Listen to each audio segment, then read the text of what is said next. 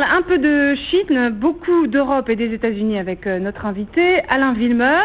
Bonsoir. Bonsoir. Vous êtes l'auteur d'un ouvrage, La croissance américaine ou la main de l'État, paru au Seuil. Alors, toute votre théorie consiste à expliquer que les États-Unis sont très interventionnistes dans leur économie.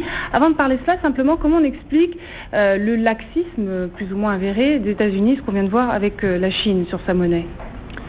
Je crois que profondément, les États-Unis et la Chine ont tout intérêt à poursuivre dans leur alliance actuelle, dans leur commerce, qui dope leurs économies. Il faut avoir en tête que la croissance annuelle de la Chine est de 10% par an, celle des États-Unis autour de 3%, et que les deux partenaires y trouvent un énorme intérêt.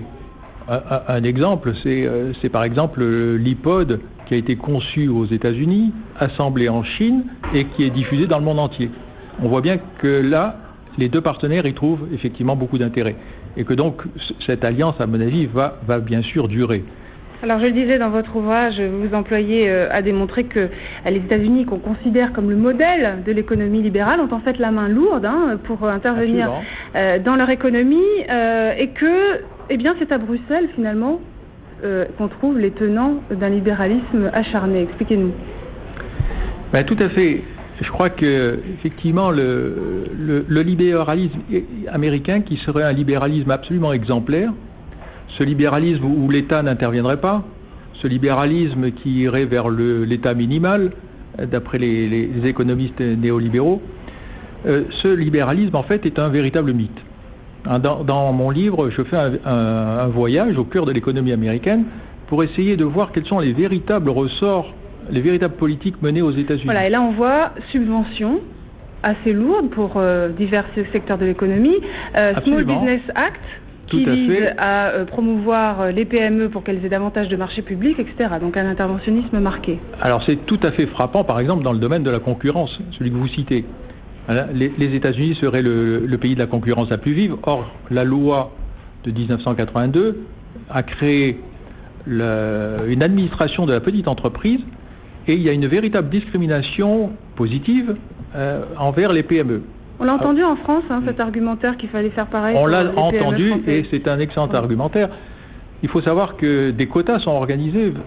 Les marchés publics doivent effectivement être confiés à 23% aux PME, et lorsqu'ils sont confiés aux grandes entreprises, 40% de ces marchés publics doivent être sous-traités à des PME. Alors l'autre versant de votre argumentation, c'est de dire, bien l'Union européenne, du coup, en prenant peut-être l'exemple des États-Unis, parce qu'il y a une croissance qui reste beaucoup plus forte qu'en Europe, du coup c'est privé d'armes qui pourraient l'aider, l'arme monétaire par exemple, ou l'arme budgétaire, alors que les États-Unis continuent à s'en servir.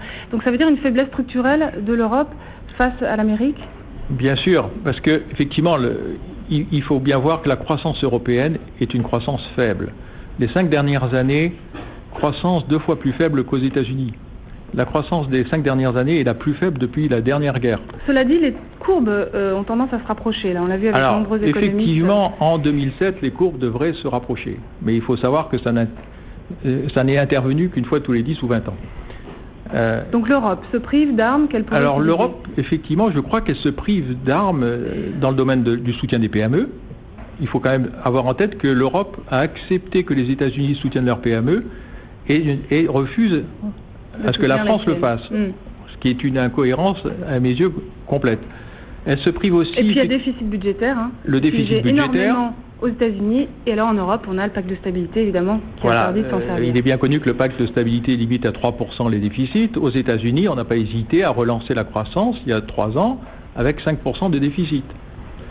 Du côté de la monnaie, même chose. La Réserve fédérale américaine a dans ses missions la croissance et l'emploi. Oui, alors qu'en Europe, c'est juste l'inflation. En Europe, le seul objectif, effectivement, de la BCE est la lutte contre l'inflation.